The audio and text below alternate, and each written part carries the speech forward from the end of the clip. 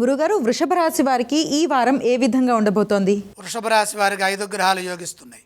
ఏకాదశంలో కుజశనులు, ద్వితీయంలో గురువు, జన్మ శుక్రుడు, రాజ్య రాహువు. అనేక శుభయోగాలు ఉన్నాయి. ప్రారంభించిన పనులు విజయాన్ని ఇస్తాయి. ప్రయత్న బలాన్ని బట్టి లాభాలు కలుగుతాయి. విశేషంగా కృషి చేయండి, అద్భుతమైన శుభ ఫలితాలు సిద్ధిస్తాయి. ఆర్థిక అంశాలు అనుకూలిస్తాయి. భూలాభం సూచితం. గృహ నిర్మాణాది విషయాల్లో పురోగతి ఉంటుంది. స్థిరాస్తి పెరుగుతుంది. ఇంట్లో శుభాలు జరుగుతాయి. ఇంట్లో వారికి మీ వల్ల కలిసి వస్తుంది. పలు మార్గాల్లో గుర్తింపు, గౌరవము లభిస్తాయి.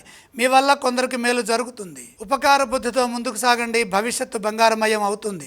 ఉద్యోగంలో శ్రేయస్సు పెరుగుతుంది. శ్రమకు తగిన ప్రతిఫలం అందుతుంది.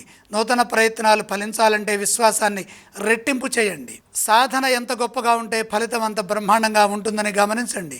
ఇదే విధంగా వ్యాపారంలో కూడా మంచి నిర్ణయాలు తీసుకుంటూ ముందుకు సాగండి.